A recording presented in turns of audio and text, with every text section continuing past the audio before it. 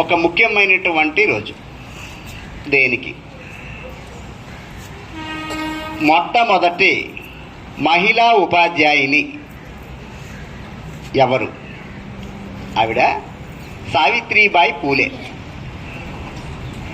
ఈవిడ 1831 సంవత్సరం జనవరి 3వ తేదీన జన్మించారు. ఏమిటి ఈవిడ ప్రత్యేకత?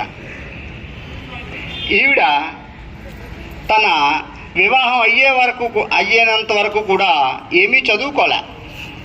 వివాహం అయిన తర్వాతే చదువుకోవడం అనేటువంటిది ప్రారంభించి బాలికలందరూ కూడా చదువుకోవాలి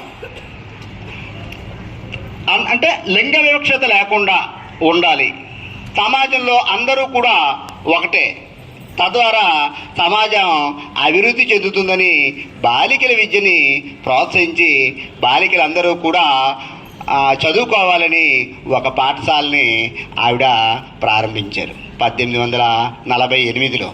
మొట్టమొదటి మహిళా ఉపాధ్యాయుని, మొట్టమొదటి బాలికలకి స్కూలు ప్రారంభించినటువంటి ఘనత ఆవిడికి దక్కుతుంది.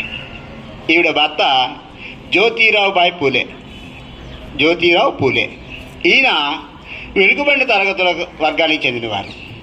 వర్గపరంగా కానీ లింగపరంగా కానీ ఎవరూ విభేదించకూడదు, అందరూ కూడా చదువుకుని సమాజంలో ముందుకు వెళ్ళాలి అనే ఉద్దేశంతో వారి జీవితం అంతా కూడా పాటుపడి సమాజానికి తమ వంతు సేవను చేశారు.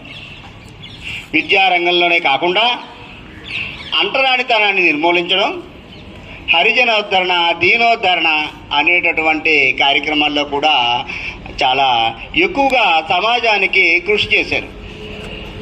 కనుక ఆవిడ జన్మదినం అయినటువంటి ఈరోజు ఆవిడ్ని స్మరించుకొని బాలికలందరూ కూడా మగవారిలాగే ముందుండాలని, అన్ని అవకాశాలని కూడా అందిపుచ్చుకొని బాగా చదువుకోవాలని ఆవిడ చేసి అనుకున్నటువంటి ఆశయాల్ని నెరవేర్చడం కోసం మనం ఆవిడ్ని తలుచుకొని ఆ విధంగా ప్రయత్నం చేయాలి.